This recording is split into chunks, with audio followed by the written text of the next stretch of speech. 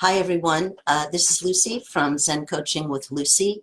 And today I wanted to talk about creating a sacred space in your house or in your garden. And, uh, I happen to have two altars, sacred spaces, but neither of them are religious or in any manner. However, they could be religious, they could be spiritual.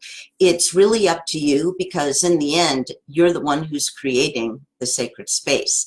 And I wanted to talk a little bit about why is an altar so important in your life? For me, I use it as a way to focus and to refine whatever it is I'm working on at the moment.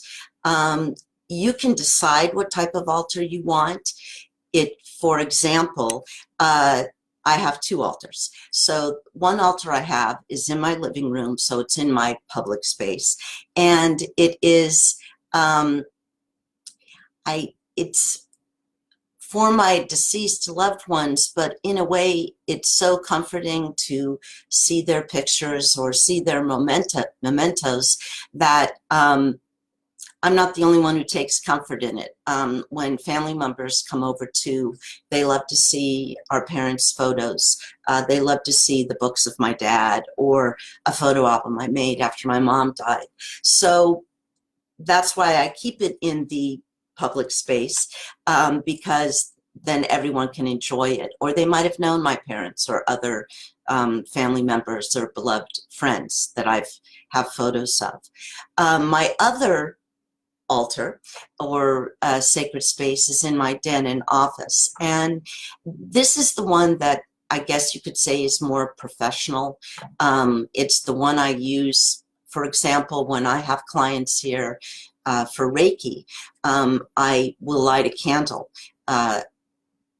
from my altar, and it's a way not only to set the intention for good health and relaxation for them, but it helps me to kind of have a focal point as well.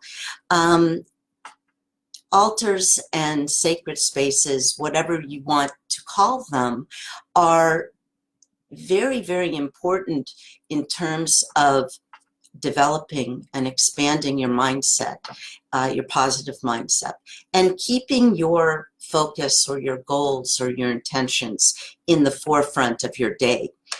I spend a lot of time in my office den, and my altar is literally, I can see it to the right of my desktop. So it's there, it's present, it's living. I'm constantly looking at it or engaging with it on a certain level. So you can use it as you like. And the thing that I like so much is altars are fun. Sacred spaces, you can really go to town on your imagination and put anything you want in it, setting whatever type of intention you may have. Of course, I'm very interested for the people who are watching right now to know, do you have an altar or sacred space? What's on it? I'd love a picture. It would be fun to see. So what other ways can an altar help you? Okay, so it could create more positive energies in your life. It could be transformative in terms of your goals or your intentions or your wishes for whatever. It can remove obstacles. The thing that I like so much, again, is that it's so versatile, and your altar can change as you may be changing and growing in the days or weeks or months ahead. So what other things can we do to make our altar work for us, so to speak? So it can really help you manifest whatever it is that you're looking in your life, and it allows you to set powerful intentions. For example, with the new year, with the new decade, you could create an altar around that. new year, new season.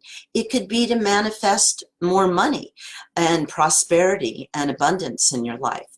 It could bring in more love. It could aid in healing, whether it's emotional, spiritual, or physical, and so on. So you can see that there's a lot you can do by having an altar or a sacred space in your house. And I need a sip of water.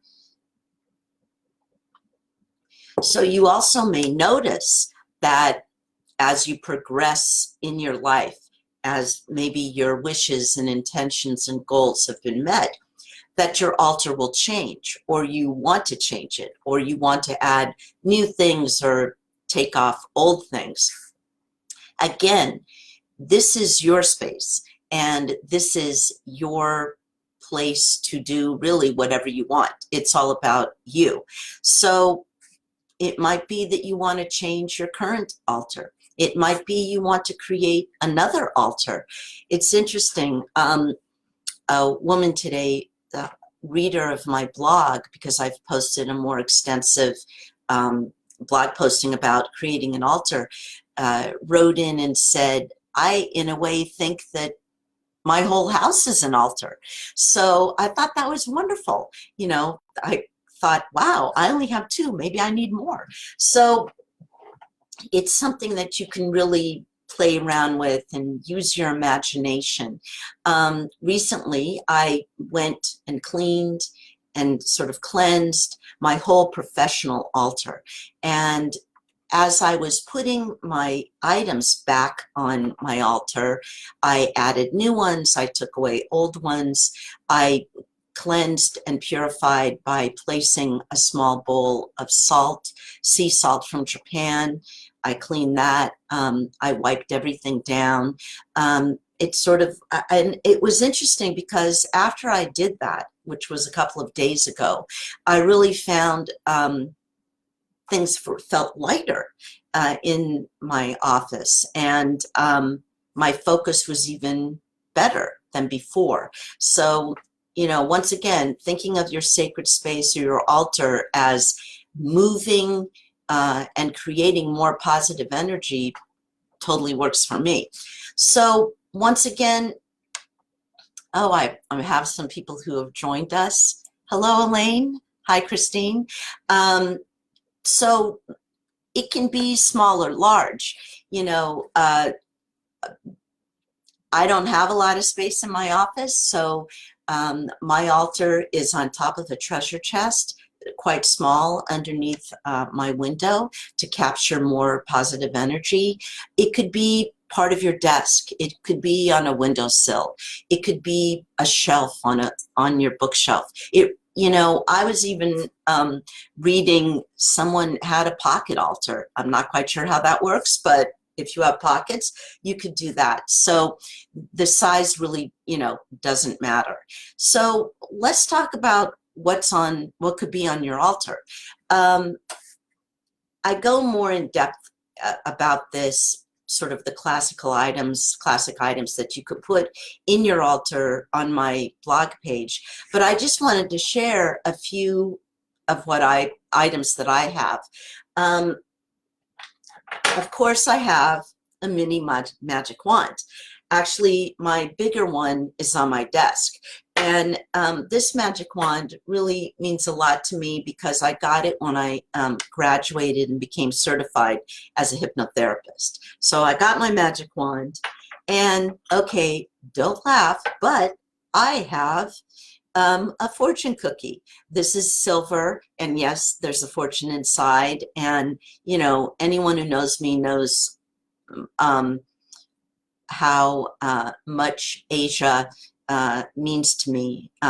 So this is kind of hilarious. And yes, I change out the fortunes as I get new ones. And of course, candles. I love candles. And this is one of my favorite ones. I'm very lucky because people keep giving me little candles and I put it on my altar. And I have, as I mentioned before, just a very pretty little vessel of sea salt from Japan. And this I keep on my altar at all times. So what other things could you put on your altar? I mean, it's really up to you. You can put ornaments. You can put pretty rocks. You could put gemstones, flowers. You could put favorite affirmations. I have quite a few of them on mine. An inspiring book, photos, artwork. So your journal. It really, as long as it's meaningful to you, that's the only prerequisite of what you can put on an altar.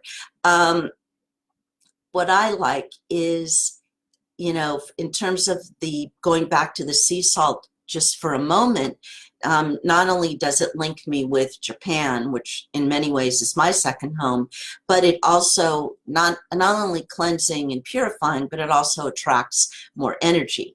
And, you know, everything I do is linked to attracting and promoting more positive energy, not only for myself, but for my clients, my family, etc.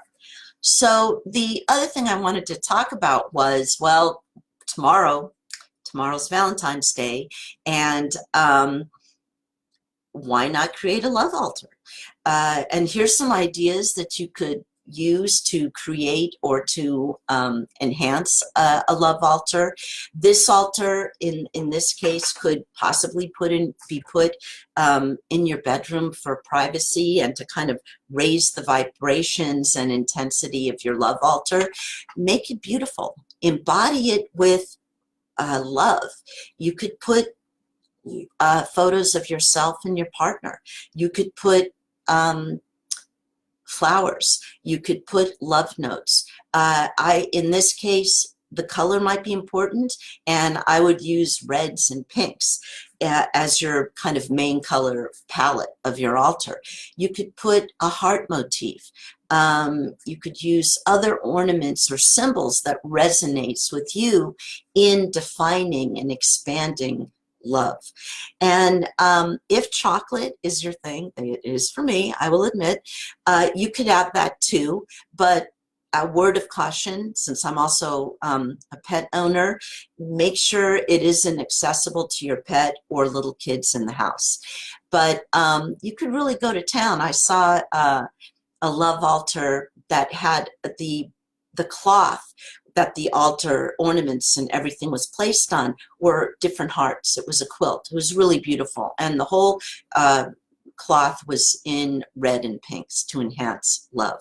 So that's just a couple of ideas that you could do to prep for Valentine's Day tomorrow or even start today.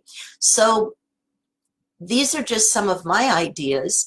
I would love to hear from you, and I'd love to know, do you have an altar or a sacred space, and even a photo if you want to post it and let us know.